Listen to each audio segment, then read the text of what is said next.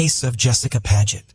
Jessica was born on December 15, 1980, in Pennsylvania, where she spent her entire life. As a child, she was energetic and cheerful. However, her parents, Thomas and Danelle, divorced when she was young.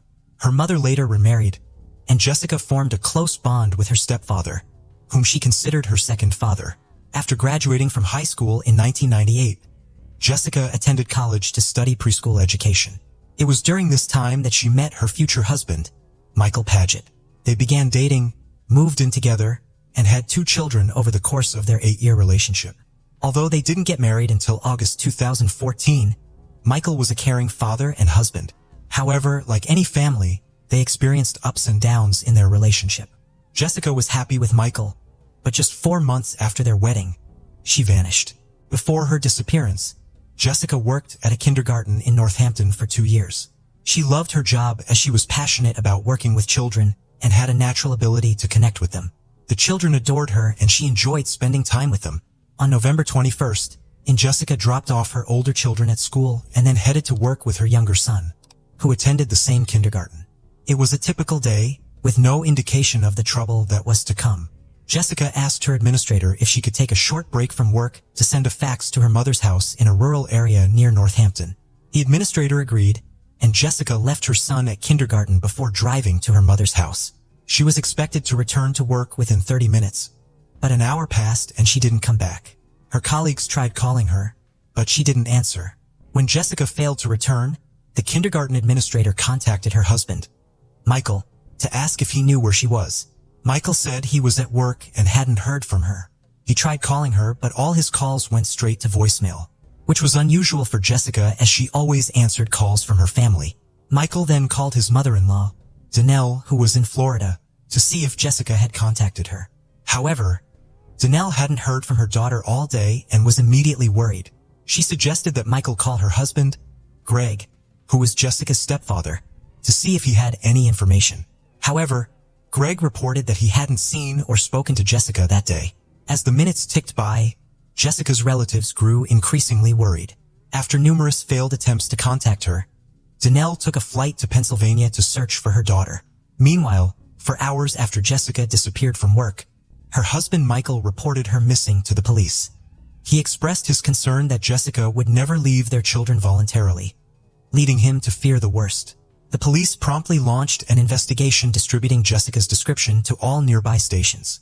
She was described as 5 feet 4 inches tall, weighing 130 pounds, with a footprint tattoo on her shoulder, brown hair, and hazel eyes.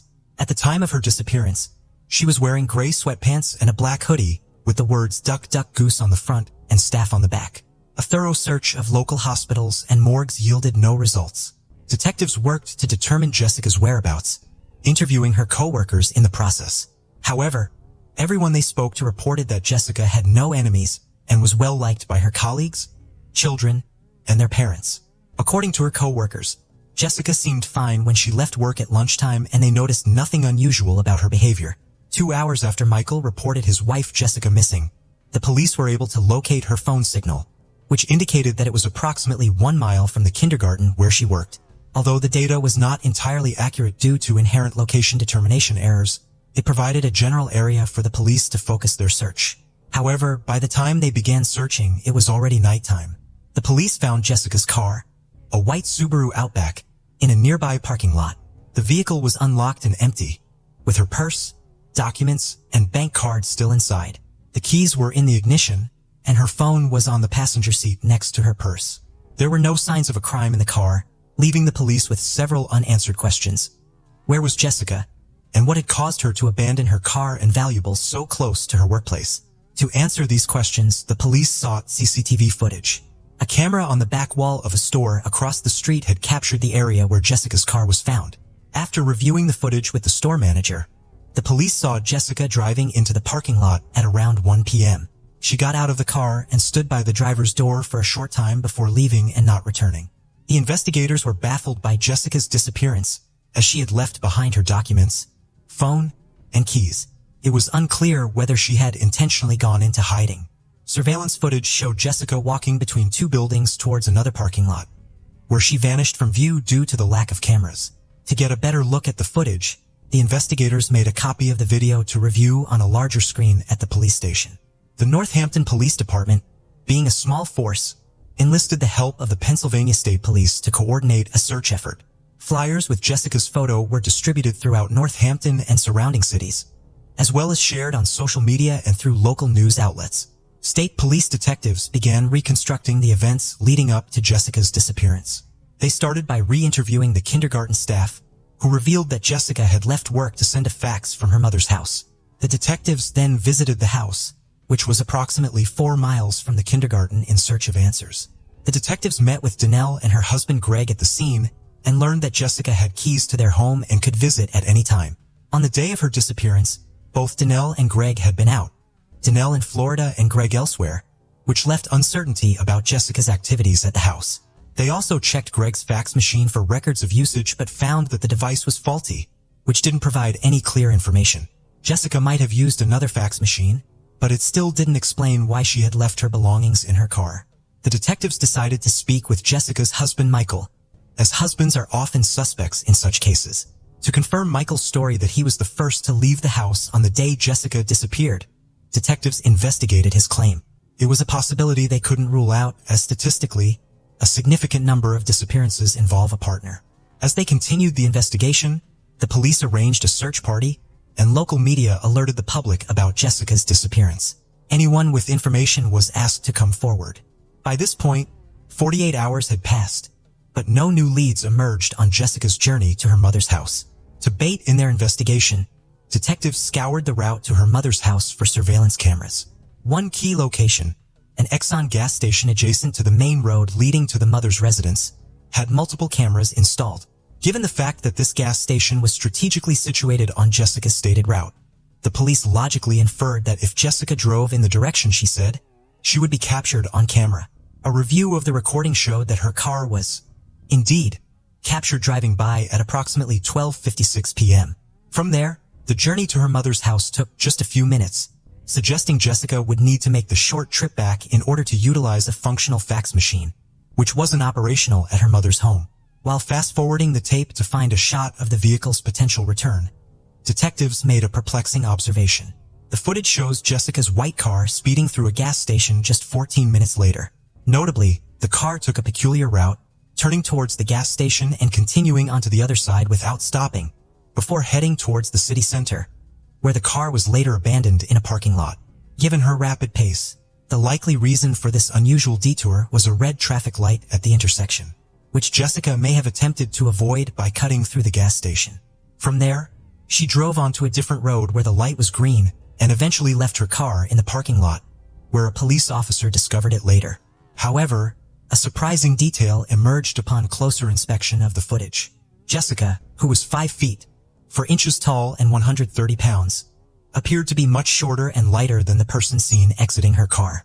Measuring against the known height of the car, experts estimated that this person stood between 5 feet 11 inches and 6 feet 3 inches tall.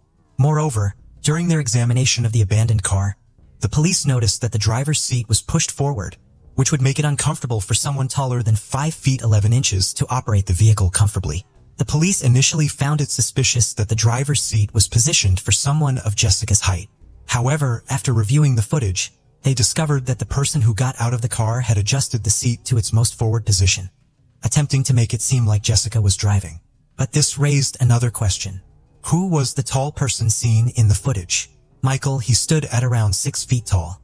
The police brought him in for questioning, and he denied any involvement in his wife's disappearance, claiming he was at work when the kindergarten staff called him. Detectives verified his alibi by interviewing his colleagues and tracking the geolocation of his phone on the day of Jessica's disappearance. The evidence confirmed that Michael was indeed at work at the time, which meant the person in the footage was not him. For days had passed since Jessica's disappearance, and her children were struggling to cope with the stress and uncertainty. Despite the ongoing search efforts, no leads had been found. Investigators re-examined the footage of someone exiting Jessica's car, but the person's identity remained a mystery. However, upon closer inspection, the officers noticed a detail they had previously missed. A minute after the unknown person disappeared from view, a white SUV, likely a Ford, left the scene. This new information led the police to Greg, Jessica's stepfather, who matched the suspect's height description and owned a similar vehicle. The police requested that Greg come to the station for questioning, leaving him shocked and dismayed to be considered a suspect in his stepdaughter's disappearance. Greg claimed that he had left his car at a service center for repairs and that a neighbor had given him a ride there to pick it up. He then stated that he had stopped at an Exxon gas station to grab a bite to eat. However, the police obtained CCTV footage from the gas station which showed Greg driving past the station just 2 minutes after leaving the service center. Turned out that Greg had lied about stopping at the gas station. Further investigation revealed that Greg's entire story was fabricated. His neighbor denied driving him to the service center, contradicting Greg's claim. This led detectives to suspect that Greg might have been involved in Jessica's disappearance. By piecing together the evidence, investigators concluded that Greg was likely at home when Jessica arrived. It's possible that something happened and Greg drove Jessica's car to a parking lot in the city center. The police searched Greg's house, where they found evidence that contradicted his alibi. The fax machine, which Greg claimed was not working, was found to be functional, and its usage history showed that Jessica had indeed sent a fax from the house on the day of her disappearance. Furthermore, a trash can in the basement contained napkins with blood stains, and Greg's shoes, which were found in a dumpster on the street, had dried blood on them. Daniel reported to the police that Greg had requested an early trash pickup the day before, which seemed unusual at the time, especially since the trash can wasn't full. In hindsight, this could be how Greg disposed of evidence related to cleaning products and rags used in the house. During a second interrogation, the police confronted Greg, stating that they knew his previous statements were false and that they had found evidence in his home. They also informed him that they were aware Jessica had been at his house on the day she disappeared. Greg then began to talk. Greg claimed that when he returned home on the afternoon of November 21st, he found Jessica's car in the driveway and bloodstains on the carpet. He alleged that Jessica was already dead when he arrived and that he panicked, fearing no one would believe him. He supposedly drove Jessica's car to a city center parking lot and then returned home. Greg also stated that Jessica had outstanding debts, which he claimed led to her death. However, detectives later discovered that this was another lie, and they found evidence that Greg had purchased adult toys the day before Jessica disappeared. The investigators were fed up with Greg's inconsistent stories, so they directly asked him where he had hidden his stepdaughter Jessica's body, explaining that an autopsy would provide answers to many questions. Realizing he was caught, Greg changed his story again. This time, he claimed he was at home watching adult videos when Jessica arrived and asked to send a fax. According to Greg, he was standing behind her as she used the computer, and he became aroused and developed a desire for his stepdaughter. Without saying a word, he allegedly pulled out a gun and shot her in the back of the head. Then he moved Jessica's body to the bedroom. Greg then drove Jessica's car to a parking lot in the city center, where he had previously left his Ford for repairs. To mislead investigators, he adjusted the seat to make it appear as though Jessica was driving. What Greg said next shocked the investigators. After returning home, he set up a video camera near the bed and recorded a video of himself with Jessica's body. The police later found this disturbing video on Greg's computer. Greg confessed to wrapping his stepdaughter Jessica's body in a blanket and hiding it in a ravine near his home. He claimed he was not a bad person but had lost control. After the crime, Greg's life fell apart. He lost his business, home, dogs, and wife. However, he never mentioned the loss of Jessica. Jessica's mother, Danelle, was shocked to discover that her daughter was dead and that her husband was responsible. The authorities announced Jessica's death, stating that she was a victim of homicide. The district attorney, John Morganelli, expressed skepticism about Greg's version of events, but believed there was a sexual motive behind the crime. The prosecutor's office examined the evidence to determine if Greg had planned the attack. Jessica's family released a statement thanking law enforcement, the media, and the public for their efforts. They described Jessica as a beautiful and vibrant young woman who was loved by her family and friends and stated that her loss made the world a darker place. Gregory Gregg, 53, was charged with the murder of Jessica Pettit. Initially, investigators suspected that Greg had tried to persuade Jessica into a romantic encounter, but when she refused, he killed her to avoid exposure. However, this theory was difficult to prove due to the lack of defensive wounds on Jessica's body.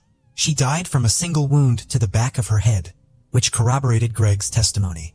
Under Pennsylvania law, Greg could have faced the death penalty, but since Jessica was already dead when he committed the second part of the crime, the prosecution could not pursue the death penalty. An examination of Greg and Jessica's computers and phones revealed no evidence of a relationship beyond that of stepfather and stepdaughter.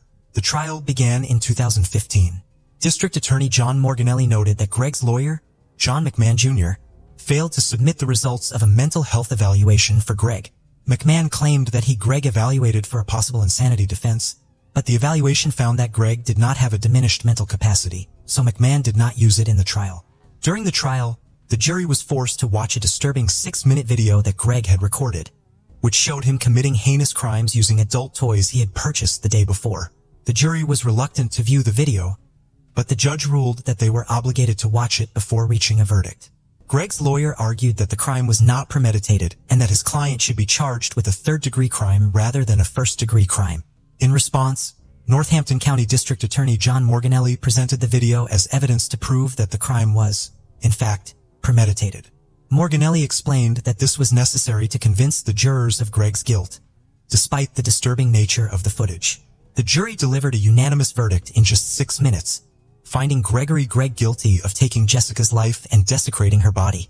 As a result, the court sentenced him to life imprisonment without the possibility of parole. When asked by the judge if he had any final words, Greg simply replied, "No, sir. I'm just very sorry." Following the sentencing, the judge advised the jurors to seek counseling from a psychologist to cope with the traumatic case. Jessica's husband, Michael, spoke to reporters, expressing the difficulty of moving on without his beloved wife and raising their 3 children alone. He described Jessica as the most wonderful person he had ever met. In a separate matter, Danelle, Greg's wife, has initiated divorce proceedings. However, the process is proving to be complex and Greg is hindering her efforts.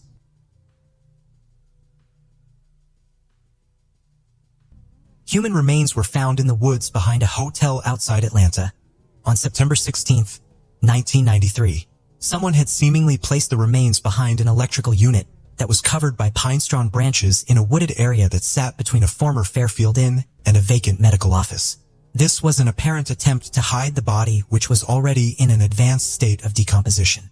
The inn now Quality in Northlake still exists and is located less than 20 miles northeast of downtown Atlanta. An autopsy concluded that the remains belonged to a middle-aged woman. Due to the state of the remains, investigators believed that the woman's life was taken between 2 weeks and 3 months prior to being found. No identification could be found with the body, and although the early investigation determined that the victim had undergone extensive dental work and hip replacement surgery that may have caused her to walk with an unusual gait, a lack of additional details about who the woman could be led to case to run cold. Finally, in March 2023, the DeKalb County District Attorney's Office announced that they identified the Jane Doe as 52-year-old Rebecca Becky Burke. Becky was eventually identified through forensic genetic genealogy, an advanced form of DNA testing that involved the National Missing and Unidentified Person System, and Othram, a company that specializes in forensic genealogy to help solve cold cases. Forensic genetic genealogy combines traditional genealogy research with DNA analysis and is often used to identify both suspects and victims in criminal cases, where more traditional identification methods have been unsuccessful. The district attorney's office said those tests linked Becky's remains to a family member, which allowed investigators to learn more about her and her background. Authorities say Becky may have also used the last names McKesney or Barnes, and her last known residence was in either the Marietta or Smyrna areas of Cobb County, Georgia. A cold case task force is seeking information about a possible suspect. DeKalb County District Attorney Sherry Boston urged anyone who knew Becky or worked at the area where her body was found around that time to contact authorities. "We are very grateful to finally have identified Becky Burke's remains. But the work does not end here," Sherry Boston said in a statement. Becky Burke was described as white with long curly light brown hair. Officials also believe her to have stood at 5 feet 5 inches tall and weighing close to 130 pounds. The case of Ingrid Lyne. Ingrid, a devoted mother and healthcare professional, was searching for companionship and romance in the modern world of online dating. Unaware, her quest for love would lead to a chilling encounter that would culminate in unimaginable horror. Ingrid Marilyn Lyne, born on August 2, 1975, lived in Renton, Washington with her 3 young daughters, just outside Seattle. She worked as a nurse at the Swedish Medical Center in Seattle, while managing life as a divorced parent, having recently separated from Philip, the father of her children. Custody arrangements were made to share parenting duties between Ingrid and Philip. Ingrid was described as a petite woman with a vibrant personality. She was deeply devoted to her daughters, willing to sacrifice anything to ensure their safety and well-being. On April 9, 2016, Philip, Ingrid's former spouse, visited their residence in Renton, King County, Washington. Despite their divorce, Philip and Ingrid maintained a cordial relationship to effectively co-parent their 3 children. Noelle, 10 years old, Brooke, 8 years old, and Reese, 6 years old at the time.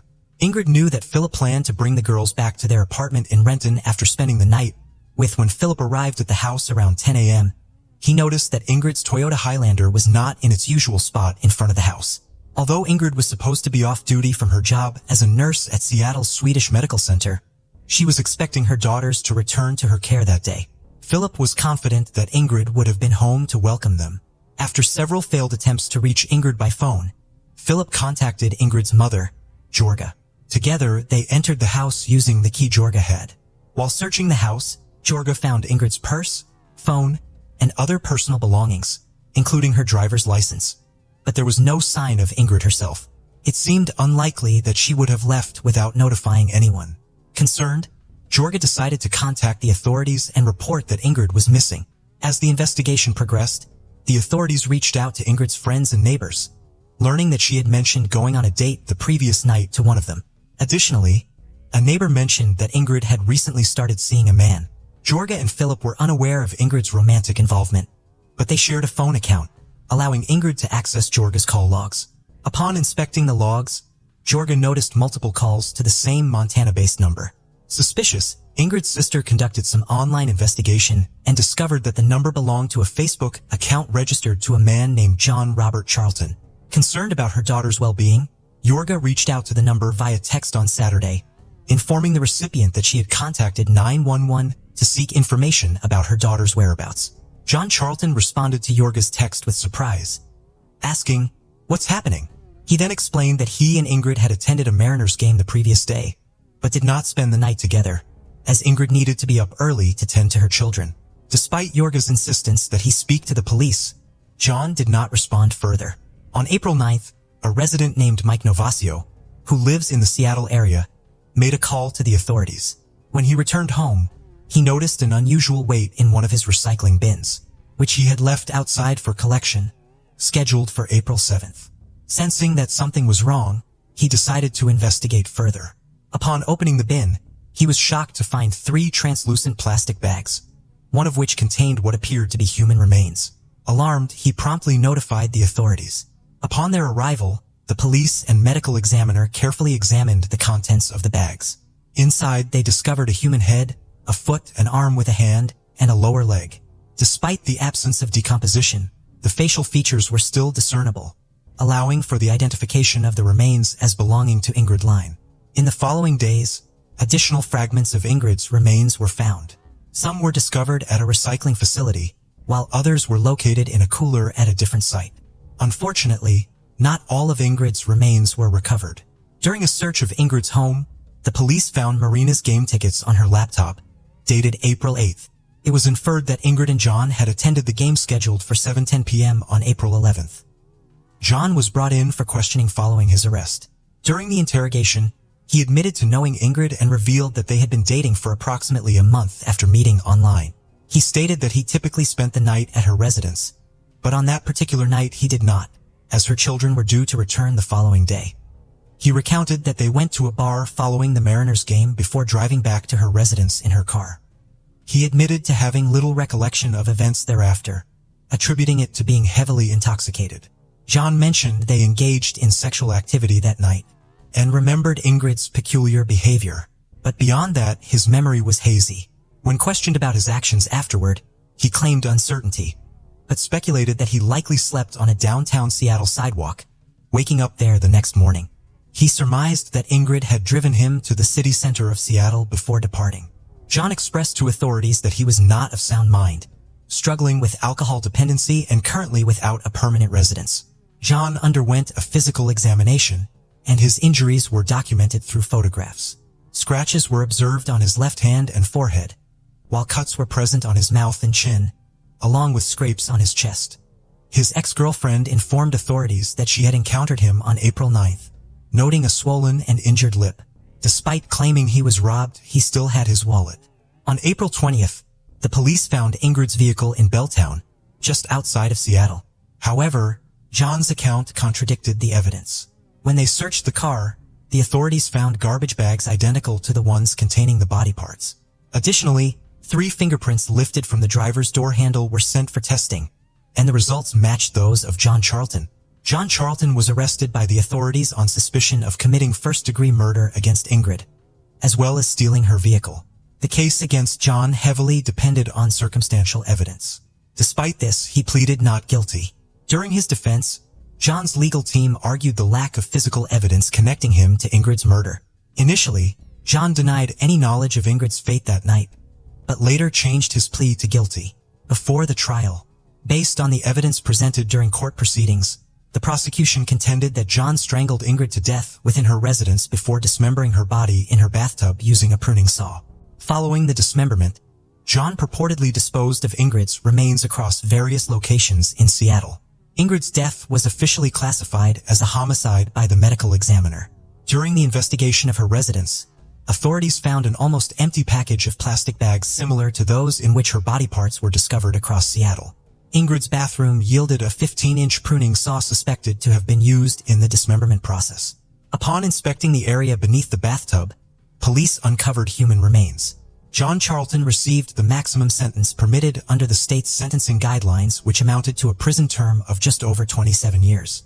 However, Judge Julie Spector of the King County Superior Court conveyed her wish to impose a life sentence, if possible, underscoring the brutal and cruel nature of John's actions.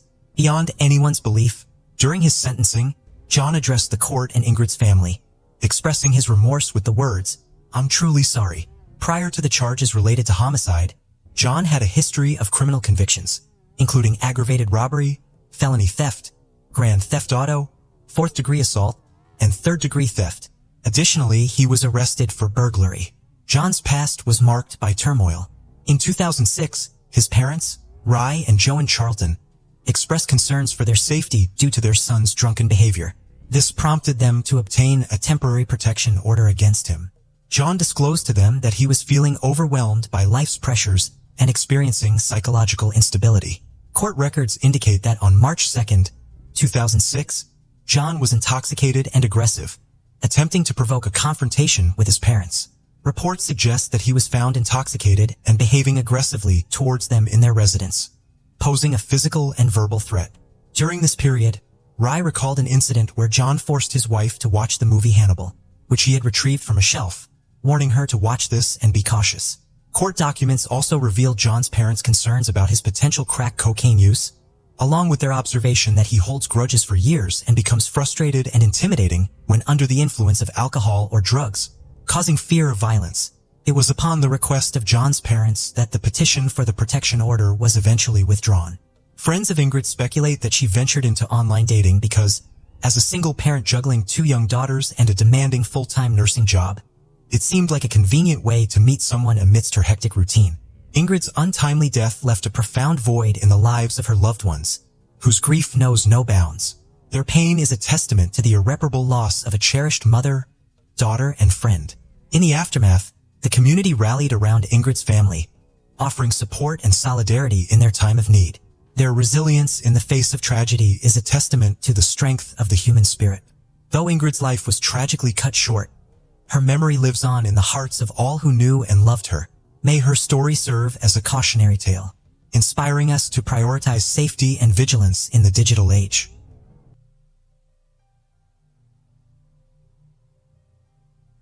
Nadine Lott was born in the late 1980s in Arlo, a town on Ireland's southeastern coast. She was the eldest child of Claire and David Lott.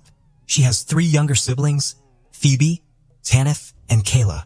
By the summer of 2012, Nadine, 26 years old, had grown into a charismatic woman.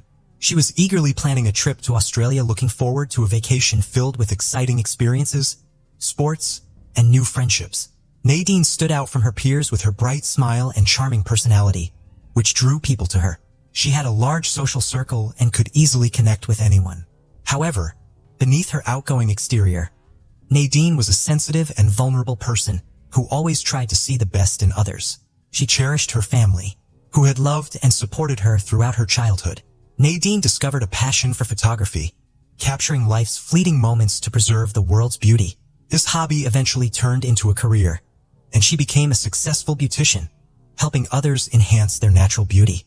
Nadine experienced some difficulties in her personal life.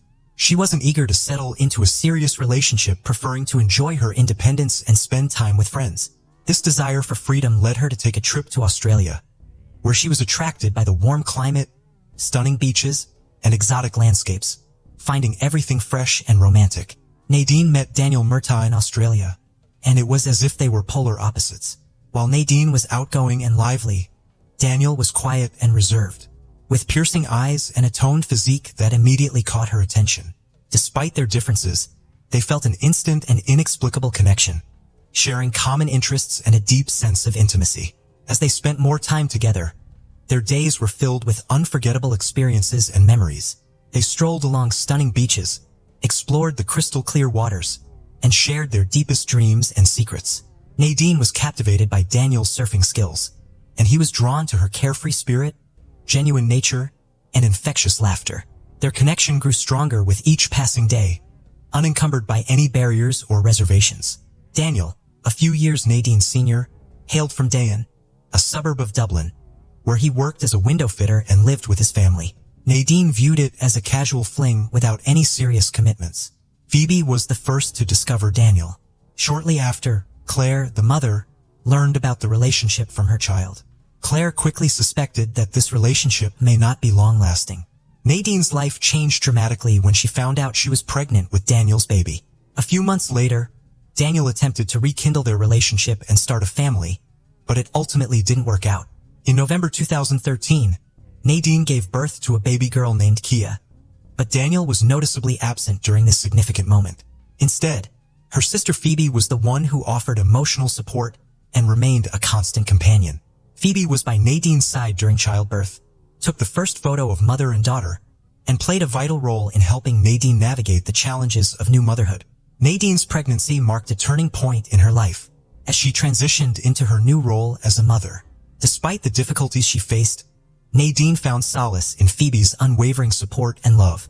Nadine's story is a poignant reminder of the complexities of love and relationships. Although her relationship with Daniel was unfulfilling and lacked deep emotional connection, Nadine was determined to provide a stable and loving environment for her daughter.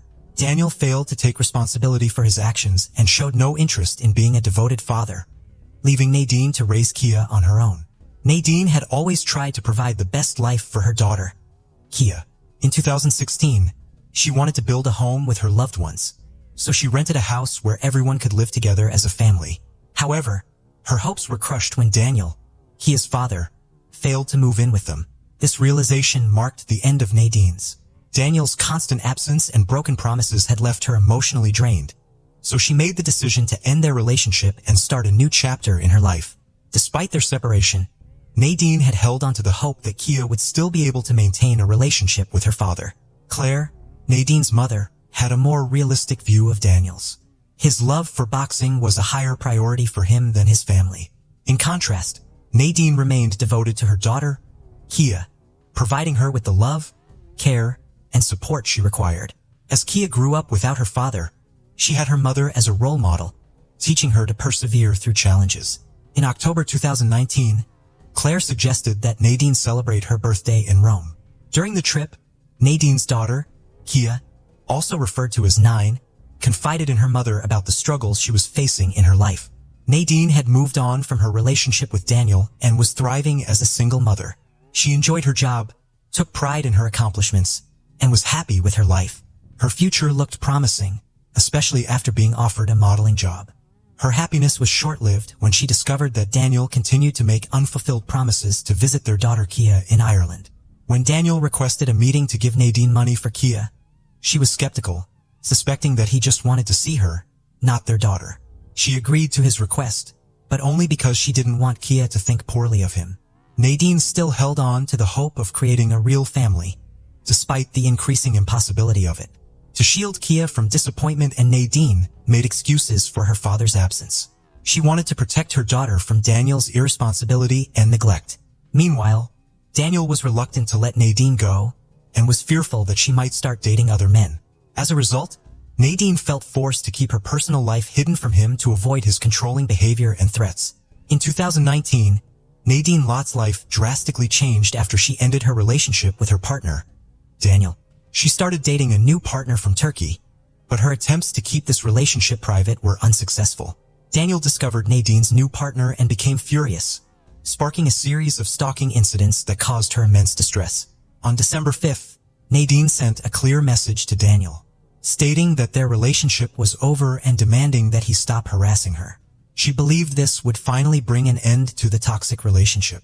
However, on December 13th, Nadine asked Daniel to watch their child, Kia, while she attended her aunt's birthday celebration at a local pub. Daniel agreed to watch Kia at his home in Kondan, a different location from where Nadine lived, which was in Wicklow. On the night of December 14th, Daniel repeatedly tried to contact Nadine, calling her at 5:57 and 1:26 a.m., but she didn't answer. He eventually sent her a message asking her to return home soon. Nadine returned home and changed her clothes, but the events that followed are unclear. What is known is that Daniel attacked Nadine, terrifying her 6-year-old daughter, Kia. The noise and screams caught the attention of a neighbor, Isla Klinovich, who investigated the source of the commotion. Isla saw Nadine lying on the floor in her hallway with Daniel standing over her, his face contorted with rage and panic.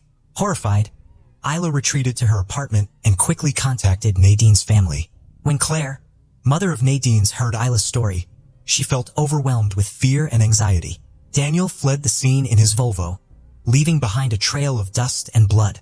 When Claire rushed into Nadine's apartment, she was met with a disturbing sight. The walls and broken glass were covered in blood splatters, reflecting the horrific events that had unfolded. But the situation was far from over. It was now 9:50 a.m. Claire, Phoebe, and Kyle walked into the kitchen and were shocked by what they saw. Nadine's body was lying on the floor, brutally mutilated and showing no signs of life. Meanwhile, about 20 miles away in the town of Lar, Daniel lost control of his car and crashed into a ditch. Miraculously, he escaped with only minor scratches. John Beck-Ken stumbled upon the wreckage and was shocked by the scene. A car with broken headlights, shattered glass, and a lone vehicle lying in a ditch. His initial thought was that the driver had been drinking after a Christmas party, but as he approached the car, he was surprised to find it empty. Suddenly, Daniel emerged from the fog, his eyes vacant, his body shaking, and his clothes covered in blood. Daniel confessed to the crime in a despairing tone to a witness. He was then taken to the hospital in an ambulance, repeatedly muttering that he loved Nadine, as if seeking forgiveness. Meanwhile, Nadine's apartment was in disarray. When paramedics and police officers arrived, they were met with a strong smell of blood. The walls and furniture were smeared with it, and the scene was chaotic. Paramedic Ian Clark was struck by the extent of the destruction. Broken dishes, shattered glass, and bloody footprints indicated that a violent crime had occurred. Phoebe and Kyle rushed Nadine to urgent care after a severe accident, where medical professionals were able to save her life despite her critical injuries, which had left her unconscious. Nadine was rushed to St. Vincent's Hospital, where she was admitted to the intensive care unit. Doctors documented severe injuries to her head, neck, and chest at 10:58 a.m. Her condition was critical, with 64 injuries found on her body, the cause of which was unclear. Nadine received multiple blood transfusions, but her condition remained critical. Claire hoped that Nadine would recover. Claire stayed by her daughter Nadine's side in the hospital, bringing comfort with familiar items from home like family photos, Nadine's favorite perfumes, and cherished toys. Despite the doctor's bleak outlook, Claire was resolute in her support, believing that her love and care would help Nadine navigate the challenging road to recovery. Meanwhile, Daniel was scheduled to appear in court on December 16th. The court decided to hold him in custody until his trial. On the same day, accompanied Nadine to a follow-up examination to assess the damage to her brain. Claire prayed that Nadine would find the strength to pull through. Tragically, Nadine's injuries were too severe, and she passed away on December 17th, between 3 o'clock and 4 p.m., without ever regaining consciousness. Irish Police Colonel Dean McCarthy described the violent crime as one of the most brutal he had ever witnessed. After the murder, Chief State Pathologist Dr. Linda Mogan performed the autopsy at the city funeral home on December 18th. Following the autopsy, the victim's loved ones, particularly her family, were left with many unanswered questions. Cleo was consumed by her thoughts, trying to make sense of the events that had transpired. The next day, the killer, Daniel, confessed to the heinous crime, describing how he attacked and brutally murdered Nadine. According to Daniel's account, he started by grabbing Nadine, hitting her on the head, and then repeatedly punching her with his fists. Despite her efforts to resist, Daniel continued the assault, kicking her and eventually stabbing and strangling her with a charger cord. Kia, a witness to the horrific attack, pleaded with her father to stop the assault, but her cries were ignored. Despite Nadine's desperate attempts to fight back, Daniel had remarkable physical strength and was impossible to defeat. A funeral service for Nadine was held on December 22nd at St. Mary and Peter's Church in Arlo, her hometown.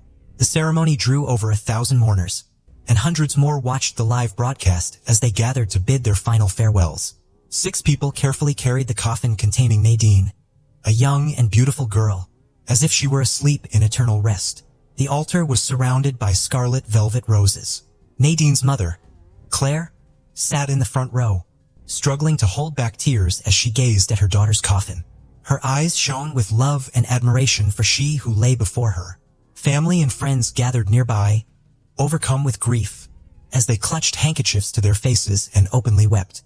David Lott, Nadine's father, stepped forward, his voice shaking with sorrow, and tearfully placed one of Nadine's elegant handbags beside the coffin. Nadine had a remarkable ability to turn anything into a stunning fashion accessory that perfectly matched her one-of-a-kind style. Next, Kyle, a close family friend, approached the altar, holding a photograph of Nadine and Kia beaming with happiness as they hugged each other. Kia, confused and grief-stricken, clung to her mother's side, unable to comprehend the loss she had suffered. Phoebe, Nadine's sister, brought a pair of shoes to the altar, the very ones Nadine had been planning to wear to her prom. Overwhelmed with emotion, Phoebe struggled to hold back her tears. Tanith, another close friend, carefully placed a photo album on the altar, filled with cherished memories of Nadine's carefree days, joyful parties, and radiant smiles. These memories would remain with them forever, a poignant reminder of the happy times they had shared with Nadine. With genuine empathy on his face, Priest Michael Moore led the ceremony with heartfelt words of eternal life and hope that soothed the grieving family and friends. Looking directly at Kia, he voiced gratitude for the immense joy she had brought Nadine during her life, wishing that Kia's own life ahead be one rich with care, protection, and enduring love. He reassured Kia that her mother's loved ones would always be there to protect her from harm, serving as her guardian angels. Nadine's sisters, Phoebe and Tanith, tearfully bid their final farewell, overcome with grief at the loss of their beloved sister. The ceremony concluded with the playing of funeral music, after which Nadine's coffin was laid to rest in the San Gabriel Cemetery. As her loved ones said their final goodbyes, they took comfort in knowing that Nadine's soul was at peace.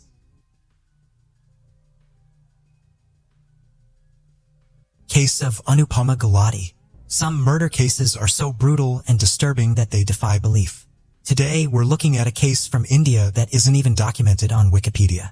Yet what truly shocked people wasn't just the killing itself, but the horrifying way the body was disposed of afterward. The details are enough to send chills down your spine. This incident is regarded as one of the most gruesome crimes to have occurred in the scenic city of Dehradun, Uttarakhand.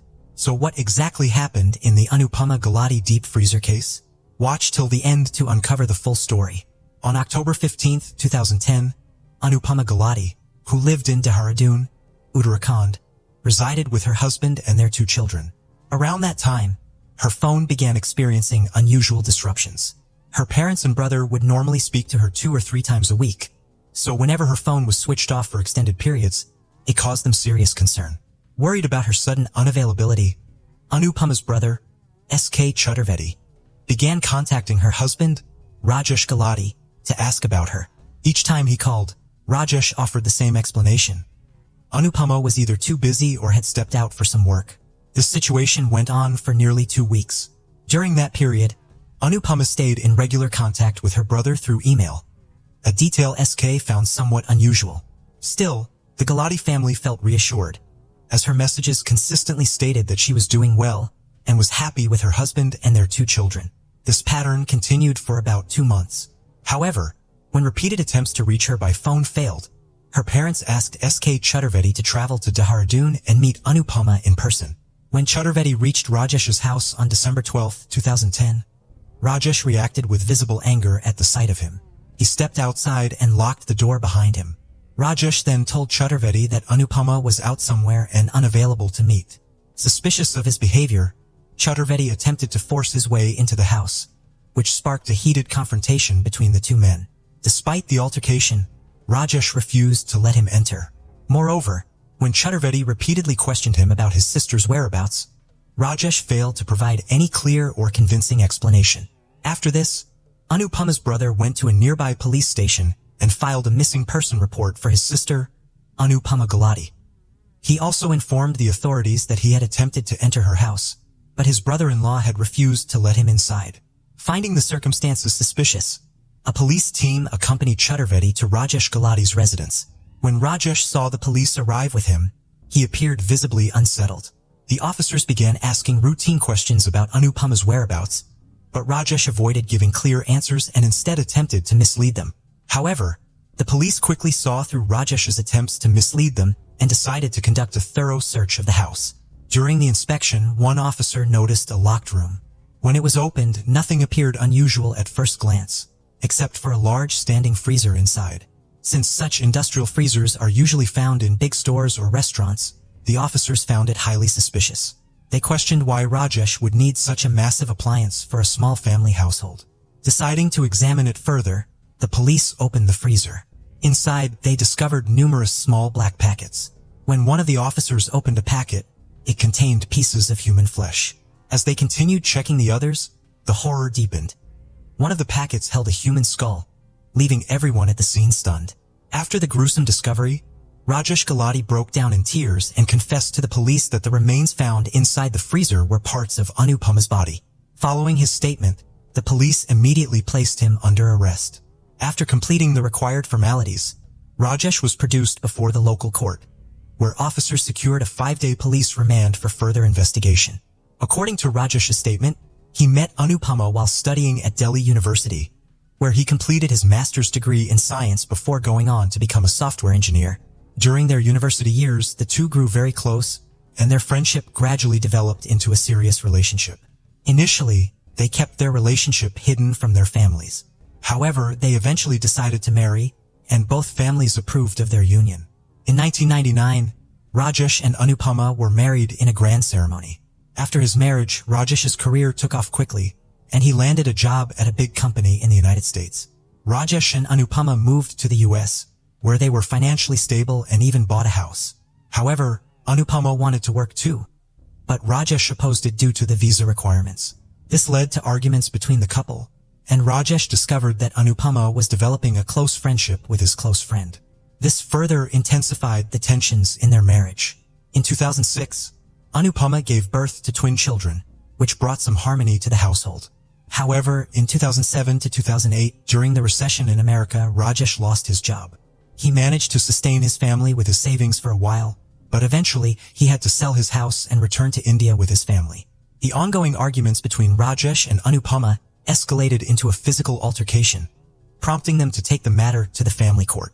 The court subsequently ordered Rajesh to provide Anupama with a monthly maintenance to cover her expenses. Rajesh secured a job in a company located in Kolkata, which was distant from his hometown. During this time, Rajesh befriended a married woman in Kolkata, and their bond grew increasingly close. Eventually, they got married in a temple without informing anyone. After his second marriage, Rajesh started living a normal life. He interacted with Anupama in a regular way, went to work every day, and did not let anyone suspect anything about his second marriage. However, Anupama observed Rajesh's behavior and understood that he also had a girlfriend in Kolkata. Despite this, Rajesh and Anupama had numerous arguments about this issue, and Anupama even started discussing divorce. However, Rajesh managed to convince Anupama, and their divorce did not occur. On the other hand, Rajesh was no longer paying Anupama the 20,000 rupees that the court had ordered him to pay due to all these disputes. On October 17, 2010, there was a significant altercation between the two individuals. During this incident, Rajesh became angry over something and forcefully pushed his wife. As a result, Anupama's head struck the corner of the bed, causing her to bleed from the head. Immediately after this, Rajesh was terrified for a few seconds, But then he himself lifted a pillow from the bed and used it to suffocate Anupama. Anupama Gulati had already died, and now Rajesh was trying to find a way to dispose of his wife's body. Rajesh happened to be at home on the 17th, and both his children were at school, so he thought he needed to find a place to hide Anupama's body before the children came back from school. Rajesh took Anupama to the second bathroom in the house and locked it. He then contemplated how to dispose of Anupama's body without arousing suspicion. However, shortly after, his children returned home from school, and when they asked about their mother, Rajesh told them that she had to suddenly go to Delhi. The following day, Rajesh went to the market and purchased a deep freezer, an electric chainsaw, a stone cutter machine, and small black envelopes. He hid these items in another room. The next day, when the children went back to school, Rajesh started cutting his wife's body into small pieces using the electric chainsaw, after closing all the doors and windows of the house. According to the statement given to the police, Rajesh cut his wife's body into a total of 72 pieces and then filled those pieces into black envelopes. After that, he carefully placed each envelope in the deep freezer to prevent the smell of the corpse from spreading. It took Rajesh quite a few days to kill Anupama Gulati, cut her body, and keep it in the freezer. During this time, whenever Anupama's parents or brother called, Rajesh made excuses to avoid them. He also came up with excuses for their neighbors who inquired about Anupama, and he had already convinced both children that their mother had gone to Delhi. In addition, Rajesh had access to Anupama's email, which is why he continued to communicate with Anupama's brother to ensure that those people did not suspect that Anupama was no longer in this world. However, after committing the murder, Rajesh went to the famous tourist destination of Mussoorie in Uttarakhand with his children for a weekend getaway. During this trip, Rajesh would take 2 or 3 envelopes from the fridge and discard them in the gorge or forests along the way. After this revelation, everyone was shocked, and the police also went to the place where Rajesh claimed to have disposed of the pieces of Anupama's body. After quite a bit of investigation, the police found some black envelopes in the surrounding forests and a gorge. Now, after collecting this evidence, Rajesh Gulati was sent back to jail. On the other hand, his twin children were sent to Delhi with Anupama's brother, S.K. Chaturvedi. The court officially granted custody of the children to Chaturvedi on March 7, 2011. However, Rajesh Gulati's father, Satyapal Gulati, filed an appeal against this court decision. But on November 3, 2012, the court dismissed Satyapal Gulati's appeal and awarded custody of the children to Chaturvedi.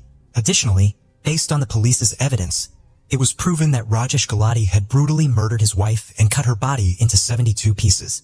After a lengthy trial lasting 7 years, on September 1, 2017, Rajesh Gulati was sentenced to life imprisonment and a fine of 1.5 million rupees for the murder. The court announced that out of the 1.5 million rupees to be paid by Rajesh Gulati as a penalty, 70,000 rupees would be deposited in the state treasury, while the remaining amount would be deposited in the names of both children. They will have the right to that money only after they reach adulthood. In 2018, Rajesh Gulati appealed the decision made by the lower court in the higher court. However, no decision has been made on this appeal yet, which is why Rajesh Gulati has been in jail for several years. During the police interrogation, Rajesh Gulati revealed that he has a daughter from his second marriage in Kolkata. This revelation sheds light on why Rajesh had an altercation with his wife Anupama and stopped providing her financial support. This was a highly violent case that made him famous in India.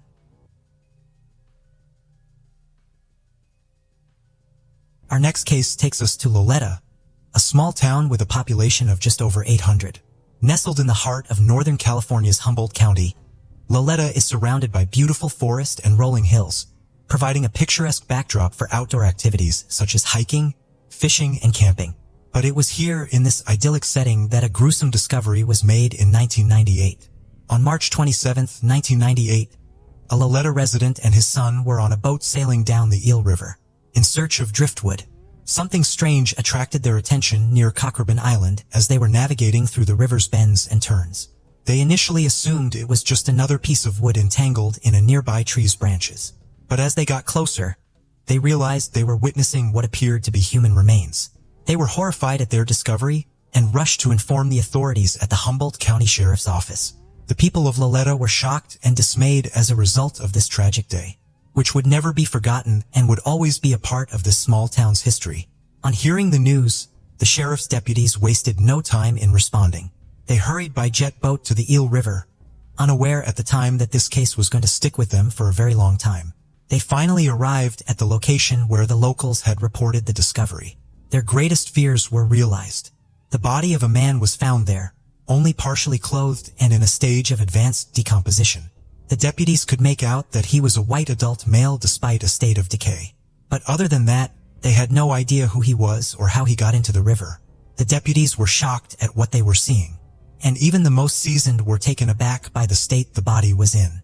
They removed the body from the water right away, meticulously going through the clothing, hoping that they would find some scrap of information that would have allowed them to identify the deceased. However, they were disappointed when they found that there was no form of identification, and no personal possessions, basically nothing that could have assisted in identifying the victim. The body was taken from the scene and brought to the coroner's office for additional investigation. Although the results of the autopsy were disheartening, they provided the police with a place to start. The autopsy found that the individual had been in the water for a month before his discovery, and according to the coroner's report, the cause of death was that he had drowned.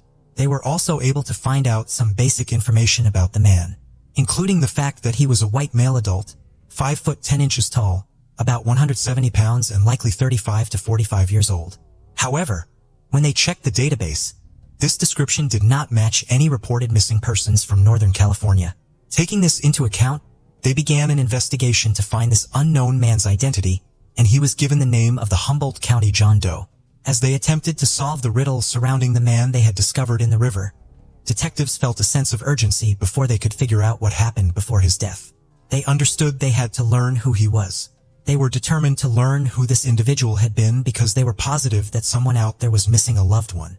The investigators put in a lot of effort and made the man's description public, hoping that it would jog someone's recollection of filing a missing persons report and lead to new information in the case. Days became weeks, yet despite all of their efforts, they had no results. But they remained hopeful that a single clue could help them crack the case wide open, and in this hope pursued every possible lead to the best of their ability. When the California Department of Justice discovered one latent fingerprint on the body later in 1998, there was finally some hope for the police. The automated latent print system was then used to analyze this. The detectives hoped that this could be a break in the case that they needed. However, their hopes were again dashed when the results came back and there was no matches in the system. Despite the setback, the investigations collected the man's DNA profile, which they then submitted into a number of databases, including the National Unidentified Persons DNA Index and the California Missing Persons DNA Database. Again, they searched the databases looking for any indication of a match, but it turned up no results. As the years went by, the case remained open, as missing persons investigation cannot be closed. The DNA profile was routinely searched against profiles from both missing persons and other human remains in the combined index system COIDUS, but no profile matches were ever made. Over time, even though the investigation remained open, the case went cold. For 25 long years, the case lay dormant with no new information or leads for the detectives to follow. In December 2022, the sheriff's office partnered with a forensic genealogy company called Othram, which is based in Texas. The partnership sought to identify the man through the application of innovative forensic DNA testing. A sample of the man's DNA was submitted to the lab where the group of specialists started carefully and meticulously examining it by utilizing forensic-grade genome sequencing, a cutting-edge method. They were able to create a comprehensive DNA profile of the man after obtaining the profile. Their genealogy team used forensic genetic genealogy to provide leads for investigations. This innovative approach combined DNA testing with traditional genealogical methods to create family profiles by studying the genetic makeup of a DNA profile and comparing it within the many profiles already in the system. Researchers can determine whether there are any biological relations of the profile they are testing for within the system and the percentage of the match. This was the method they used to identify the Humboldt County John Doe. After months of agonizing anticipation, the authorities finally heard back from Othram with the results of the testing in middle of February 2023. According to the lab's analysis, it was very likely that the Humboldt County John Doe was the relative of a woman named Cheryl, who was living in Missouri at the time. Othram believed that Cheryl was likely Humboldt County John Doe's sister. The detectives from the Humboldt County Sheriff's Office then reached out to Cheryl and learned that she did indeed have a brother who had been missing for many years named Jeffrey Todd Sadow. Cheryl was shocked to hear from detectives about her missing brother after all these years. When the detectives from the Humboldt County Sheriff's Office went out to Missouri to interview her, She told them that she had been searching for Jeffrey for many years and had almost given up hope on ever finding out what happened to him. Cheryl also told detectives that Jeffrey had been born in 1963 and would have been 35 when his body was found in 1998. However, she told them that the last contact she or anyone in the family had with him had been many years before that, as they had not seen or heard from him since the mid-1990s. She told them that he had stopped communicating with her and all of the other members of their family for reasons that were unknown to all of them. She had tried reaching out to him, but had never gotten a response. This is why they had never filled out a missing persons report about Jeffrey, as she and all of her family had thought his absence from their lives was an intentional choice that he had made. One would think that this information from Cheryl, as well as the DNA testing from Othram, would have been all the evidence that the police required to close the case. But they were determined to leave no stone unturned and confirm his identity once and for all. To do so, they obtained the fingerprints of Jeffrey and compared these to a latent fingerprint they had been able to lift off the body they found in the Eel River all those many years ago. All their hard work had paid off, as the fingerprints came back as a perfect match. Finally, after 24 years, they knew for sure that Humboldt County John Doe was actually Jeffrey Todd Sadow. Now that his identity has been confirmed, the Humboldt County Sheriff's Office is now working with his family members to make sure that his remains are returned to them so he can be buried along with his other deceased loved ones. After decades of not knowing where her brother was or what had happened to him, she thanked the detectives for their dedication to her brother's case and making sure that it was resolved after all these years. The Humboldt County Sheriff's Office thanked the California Department of Justice DNA Lab and Othram for their outstanding work and assistance in solving this case and providing the Sadow family some closure for their missing loved one. The Sheriff's Office still wants to know what happened to Jeffrey in his final days, as they have urged anyone with information about his last known activities or whereabouts prior to his death to come forward and report it. And this is where we end it, folks. We hope you enjoyed the time with us today and learning about how genetic genealogy finally helped uncover the identities of these two John Does in 2023. We hope with these advancements in technology, more and more of these cases that have been dormant for years will be solved in the near future. The case of Mitzy Sanchez. Mitzy Sanchez was born on August 10, 1992 in Vallejo, California. She grew up in a large with two brothers and a sister. As a child, Mitzy was cheerful and bright, enjoying time outdoors with friends and playing with her siblings. From a young age, she demonstrated independence, often walking to elementary school with her brother without adult supervision. As the school was nearby, on August 10, 2000, Mitzy's 8th birthday, she was excited about the celebration party her family had planned. However, when she asked her mom if she could skip school, the request was denied. Upset, Mitzy left her home with her brother at around 7:30 a.m. The plan was for her to wait for her brother after classes, and they would walk home together. But when her brother went outside the school, he couldn't find Mitzy. Assuming she had already left without him, he headed home alone. However, when he arrived home, Mitzy had disappeared without a trace. Mitzy's older sister grew concerned when she realized Mitzy was missing, especially since her birthday party was supposed to take place that day. As her absence seemed unusual, the sister called their mother around 4 p.m. to report the situation. The mother immediately contacted Mitzy's school and confirmed that Mitzy had attended all her classes that day. However, when the mother reached out to family members and Mitzy's friends, no one had seen her after school. Mitzy's family became worried and started looking for her. Family, friends, and neighbors mounted a massive search operation. Some walked the streets, while others went door to door along the route from her home to school, asking locals if they had seen her. They also distributed flyers with information about Mitzy. Despite their extensive efforts, they were unable to find her, leading Mitzy's parents to call 911 for assistance. The police quickly joined the search and local media started covering the case. The news of Mitzy's disappearance spread quickly, not just in local news outlets but also across the state. Mitzy's family has given several interviews to raise awareness of her disappearance. Her mother desperately pleaded with them to return her daughter safely. The police received a lot of information, but none of it was useful. 24 hours after Mitzy went missing, the investigation had new clues. A man contacted the police to report finding bloody rags at a landfill. After further examination, experts discovered that the rags were actually bed sheets from a hotel in Vallejo.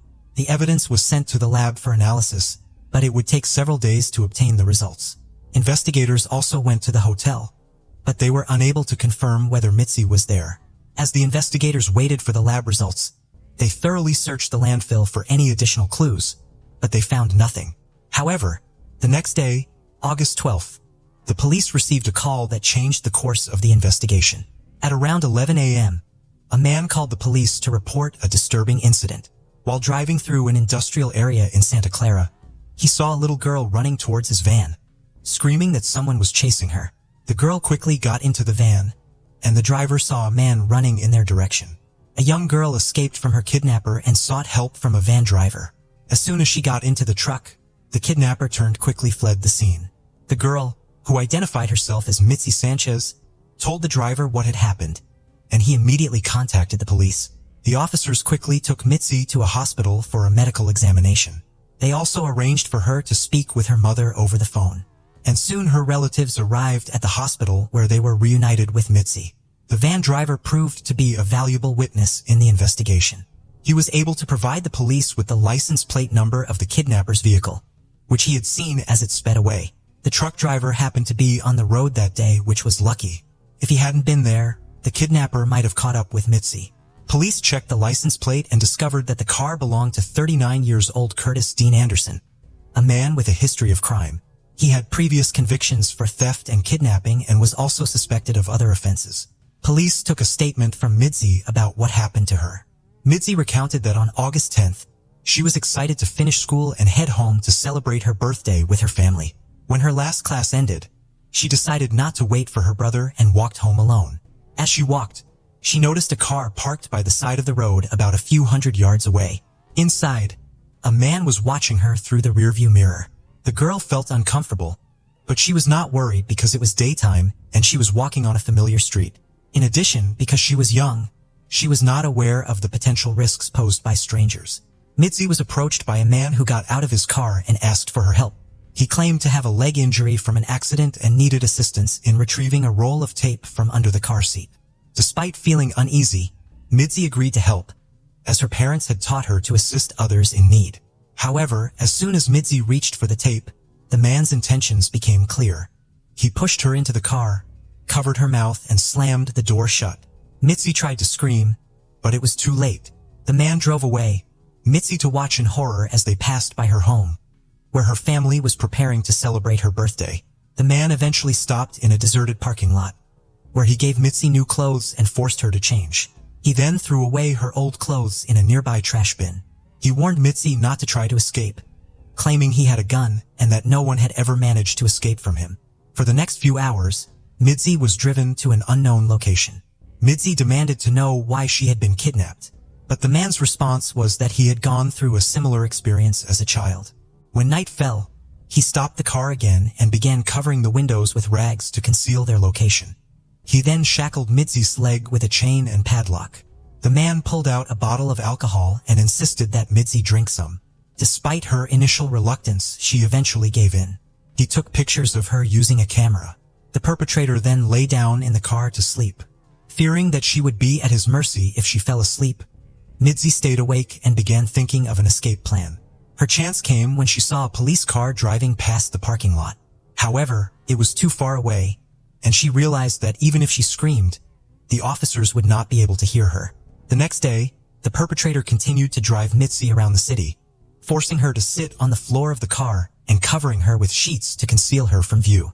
At one point, he briefly stepped out of the vehicle, giving Mitzy an opportunity to try and escape. She attempted to free her leg from the chain but quickly realized it was impossible. She also found a nail file and tried to use it to unlock the padlock, but unfortunately, it didn't work. When the perpetrator returned to the car and drove away, he made a disturbing claim. He had stopped by Mitzy's parents' house. Under the guise of a good citizen, he asked for flyers to distribute around town, further manipulating the situation. Mitzy was left feeling shocked and overwhelmed, knowing she had been so close to home, yet still remained in captivity. Over the next few hours, the perpetrator repeatedly stopped the car, getting in and out. Eventually, he drove to a remote area outside of town and parked. There, he committed a sexual assault against Mitzy, leaving her in a state of shock. Afterward, the perpetrator fell asleep. The next morning, he resumed driving, making several stops to buy cigarettes and alcohol. When he returned to the car and leaned into the cabin, an object fell out of his pocket. He warned Mitzy not to look, but she disobeyed. She glanced down and saw a large set of keys. Mitzy quickly realized that one of the keys could open the lock on her chain. Although afraid of the perpetrator's possible reaction, Mitzy was brave enough to act. She grabbed the keys, selected one that seemed to fit the lock best, and tried to unlock it. To her relief, the key worked. Mitzy managed to free herself from the chain and moved towards the car door, which was the last barrier between her and freedom. To escape, she opened the window and tried to climb out. However, her body was exhausted, and her legs had almost no strength left. Using the last of my strength, she pushed herself upwards and finally jumped out of the car. As she moved around it, she spotted her kidnapper, who instantly saw her as well. He yelled for her to come back, but Mitzy had no intention of surrendering. She took off in the opposite direction, and her kidnapper started chasing after her. As she fled, she attempted to get help from passing cars by waving her hands and screaming. But all the cars ignored her pleas and kept driving by. Not losing hope, Mitzy kept running forward. In her desperate situation, every moment seemed like an eternity. Mitzy is driven by the fear that if she stops even for a moment, she will be captured by the perpetrator, a fate she is determined to avoid. Finally, she spotted a van and she ran towards it, jumping in front of it to stop the driver. The driver quickly halted and Mitzy climbed into the cabin. Exhausted, dehydrated, and starving, but safe. At the hospital, she received the medical attention she needed, and her family soon arrived to be reunited with her. Mitzy's story quickly became top news in town. When she returned home, thousands of people gathered on her street, cheering and shouting birthday wishes she had missed while in captivity. Meanwhile, the police were searching for her kidnapper, whose location remained unknown. During the investigation, the police showed Mitzy's mother a photo of the suspect, and she recognized him. She had seen him twice before, once before Mitzy's abduction, when he was standing on their street, staring at their house, and again the day after Mitzy's disappearance, when he came to their home asking for flyers. Police eventually arrested the suspect, Curtis. He confessed to Mitzy that she was not his first victim, and that no one had ever managed to escape him before. Curtis's careful planning and execution suggested he had experience with similar crimes. It is notable that Curtis had a prior conviction for kidnapping a woman in 1991, for which he served time until his release in November 1999. The trial began in April of the same year. Mitzy bravely testified in a crowded courtroom recounting every detail of Curtis's crimes against her. Even though Curtis was there, Mitzy remained calm and completed his mission. As a result, Curtis received a 251-year prison sentence. However, this marked the beginning of a new chapter in the investigation. Detectives regularly visited Curtis in jail, questioning him about potential involvement in other crimes. One of these visits, they discovered that Curtis had confessed to a fellow inmate about kidnapping and murdering 8 additional girls. The inmate agreed to cooperate with the police, sharing Curtis's confession in detail.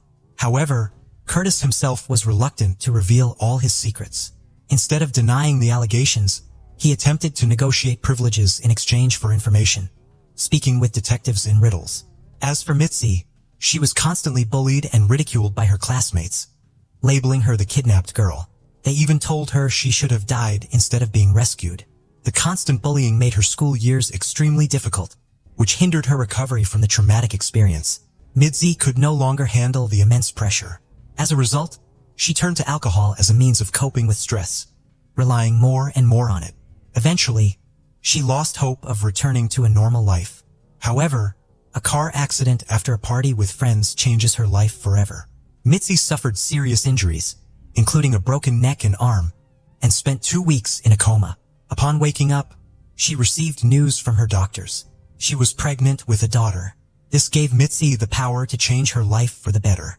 She decided to devote herself entirely to her daughter and also to helping other children who were victims of various crimes. Mitzy went on to found a non-profit organization that continues to help those in need to this day.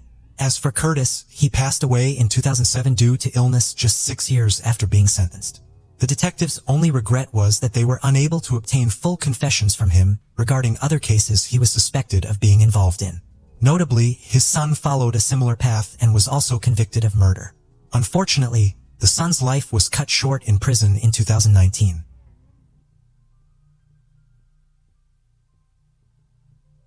Case of the Harvey family. On that Sunday afternoon in January 2006, A man and his daughter visited his friend's family home for a New Year's gathering. He found the open door a usual party thing. Entering, he saw thick smoke, alerted others and called the authorities. Firefighters arrived, put out the fire, but tragically found the Harveys' lifeless bodies.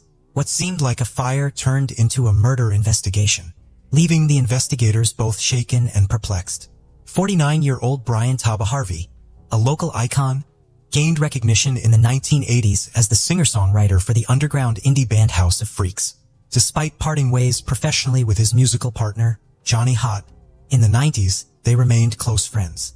Brian, a devoted musician, took the stage for the last time at a New Year's Eve show, which was sadly and unbeknownst to him, the final night of his life. On the other hand, 39-year-old Catherine Elizabeth Grabinski achieved success as the co-owner of the popular toy store World of Mirth, located in Richmond's Carytown district. A community pillar, she was an artist involved in various endeavors, from painting sets for community theater to working as a pastry chef and waitress. Catherine had an older sister, Shelley Grabinski, and was also the half-sister of actor Stephen Culp, known for his roles in The West Wing and Desperate Housewives, among other films. The paths of Brian and Catherine crossed at the Border Cafe on Main Street, where Catherine worked and Brian frequently visited with Johnny.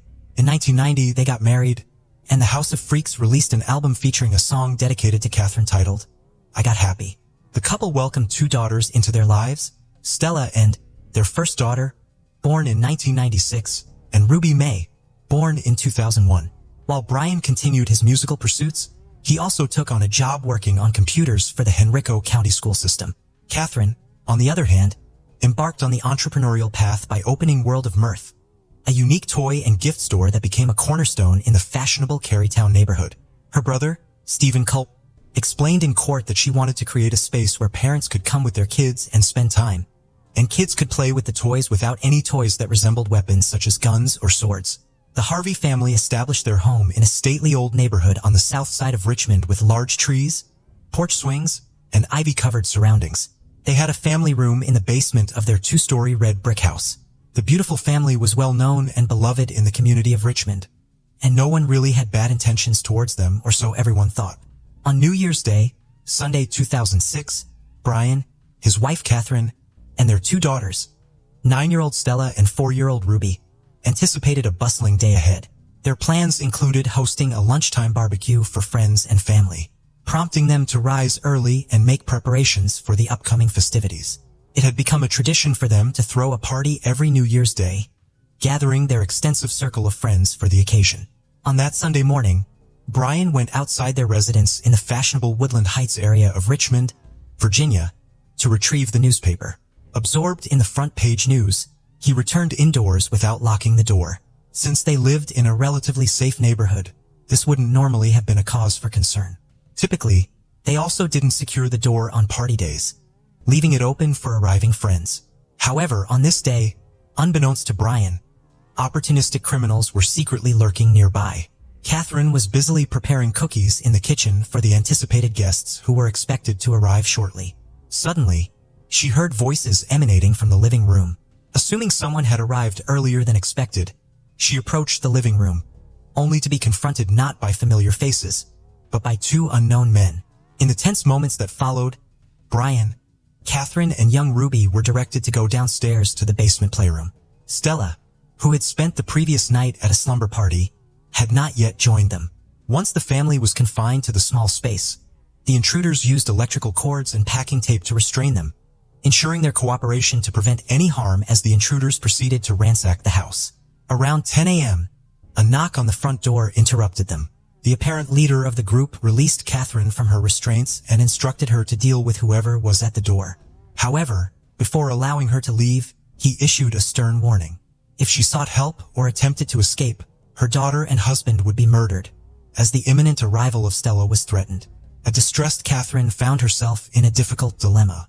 Answering the door would expose her daughter to the same danger as the rest of the family, while ignoring the persistent knocking could incur the wrath of the assailant, who clearly had the upper hand. Ultimately, she decided that cooperation was the most prudent choice, and with that decision she opened the door. In an unexpected turn of events, Stella swiftly darted past Catherine and made her way directly to the playroom where the family usually spent a lot of time together. Acting quickly, Catherine intercepted her daughter's friend, preventing her from following. Karen Perkinson, the friend's mother, later recounted her surprise at Catherine's unusual behavior, which deviated from her typical exuberance. In response to Perkinson's inquiry about her well-being, Catherine, normally lively, claimed to be unwell and gestured with a circular motion to the side of her head, mimicking a gun, to indicate someone might be considered crazy, abruptly ending the conversation and shutting the door. This peculiar gesture would later trouble Perkinson, who wondered if Catherine was attempting to convey that Kathy was being monitored by the intruders. And could she have attempted an escape, potentially saving herself and Stella? However, the dilemma of leaving Brian and Ruby behind weighed heavily on Catherine's mind. Perkinson left, intending to return later for the party. With all 4 members of Harvey's family now inside the house, Catherine went back to the basement and found a terrified Stella, who had been securely tied up along with the rest of the family. As everyone lay bound and vulnerable, chaos suddenly and unexpectedly erupted. The man in charge revealed a knife taken from the Harvey's kitchen and began slashing their throats, including those of the young girls, expressing frustration that they were not dying quickly enough. He ordered his accomplice to bludgeon their heads, but the partner refused, prompting the assailant to grab a claw hammer and ruthlessly strike them repeatedly until they stopped moving. After removing Catherine Harvey's wedding ring, the assailants used wine as an accelerant to set the room on fire and conceal evidence of their heinous acts. As they made their escape from the residence, they helped themselves to a plate of freshly baked cookies that were cooling on the kitchen counter and stole a laptop, DVD player, and various other items. Rushing out, they entered a getaway vehicle parked outside, where a woman who was in a relationship with one of the men was serving as a lookout during what was initially intended as a simple robbery. They quickly departed, leaving the scene as inconspicuously as they had arrived. Sometime later, around 1:30 p.m., Johnny Holt arrived for the celebratory gathering. Upon opening the front door, he was greeted by a dense cloud of smoke pouring out. Alarmed by the strong smell of burning, he alerted the neighbors, who quickly called 911. As emergency responders entered the premises and dealt with the fire, they unfortunately found 4 bodies in the smoldering basement, still intact. Investigators at the scene soon determined that the fire did not cause the victims' deaths, but rather a more sinister cause of death was uncovered. This had now become a murder investigation. Police officers and paramedics, who were accustomed to witnessing the darkest aspects of humanity, were reportedly so distressed by the harrowing scene that some of them openly shed tears.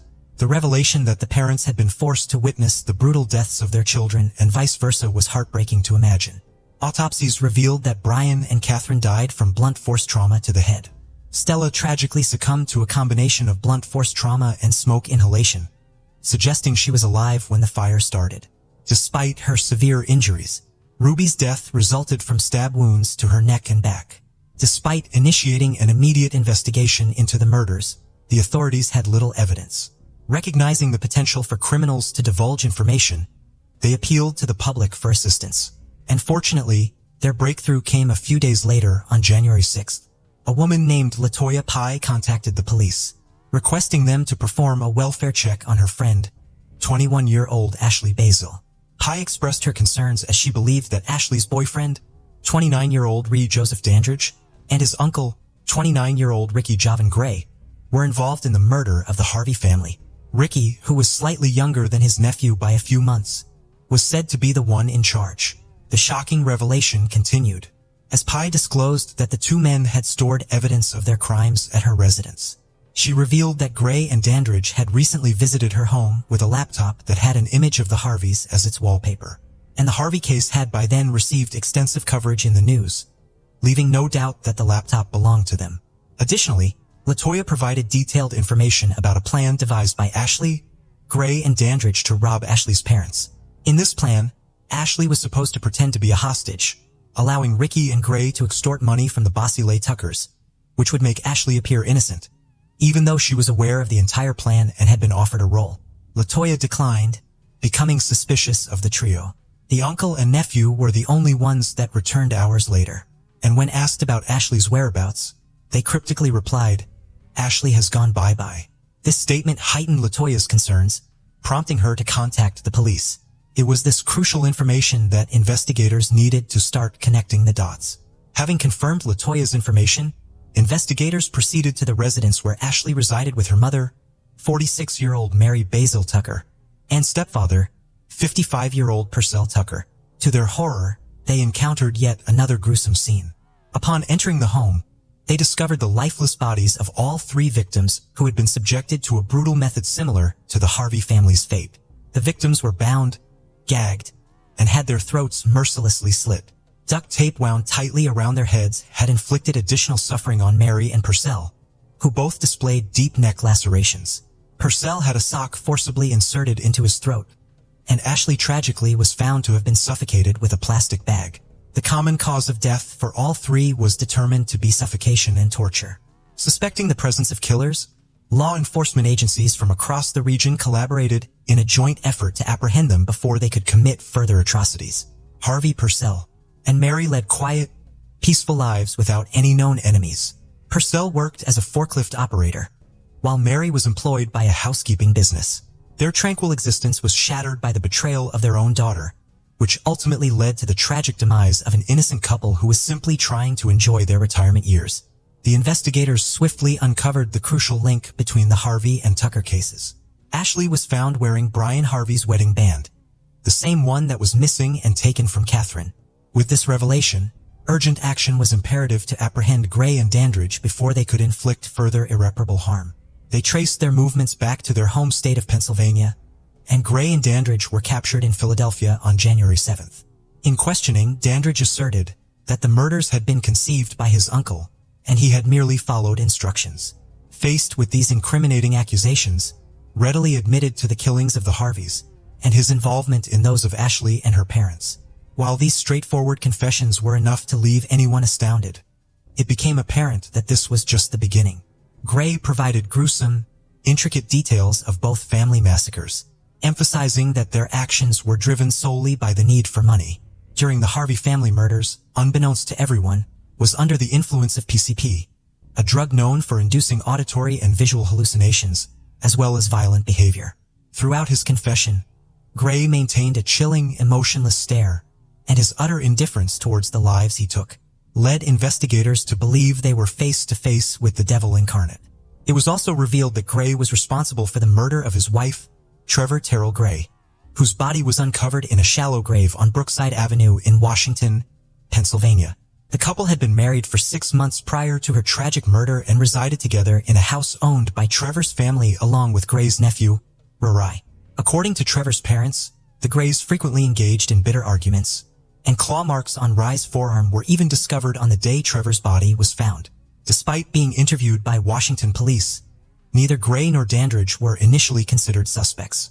Trevor's mother, Maina Squires, alleged that law enforcement assumed Trevor had succumbed to a drug overdose, leading to a lackadaisical investigation into her death.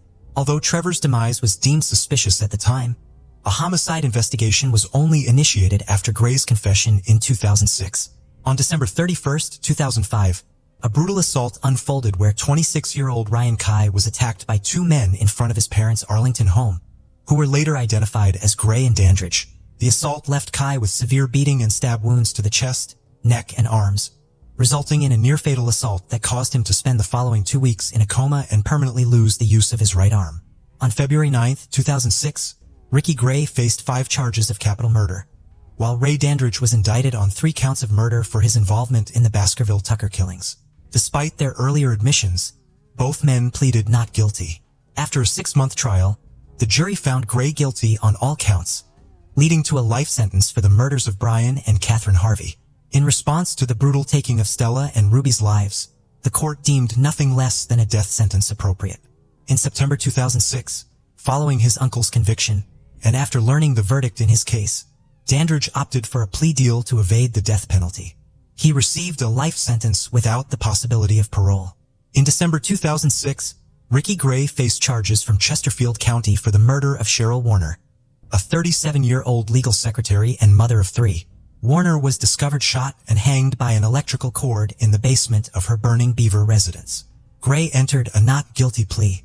However, on June 4, 2008, the charge was suspended due to conflicting evidence. Over the subsequent 9 years, Gray's legal team pursued numerous appeals, primarily arguing that their client suffered from diminished capacity due to an abusive childhood. The case reached the Supreme Court, where it was summarily rejected in 2016. In November 2016, Gray was scheduled to be executed on January 18, 2017. On January 18, 2017, with all of his appeals exhausted, Ricky Gray was executed by lethal injection. Greensville Correctional Center. Ray Dandridge remains incarcerated at Sussex State Prison. The brutal murders of the Harvey family unleashed an overwhelming wave of horror and sorrow, with over 1,400 individuals attending their memorial service, expressing their condolences and grief. Flowers and dolls piled up and formed a poignant tribute along the curb outside the red brick house. Children placed candles which maintained their glow for weeks. A neighbor reflected on the community's collective mourning, stating that they kept those candles lit for weeks. Catherine's brother, Culp, testified about the profound impact of the murders, describing them as a lightning bolt to the heart that felt bottomless. He further expressed his pain in thinking about the Harvey family's last hours. In Richmond's Forest Hill Park, an entrance to a footbridge is adorned with a granite monument, a poignant dedication to the Harvey family. This family, who had previously enjoyed many joyful moments at the site, saw their lives abruptly and tragically cut short. A bronze plaque depicting their radiant smiles serves as a commemoration of happier days before the unfathomable evil infiltrated their lives, devastating everything in its wake. It is a sad and unfortunate tale, and our thoughts are with the victims, whose lives were tragically cut short, and the loved ones they left behind.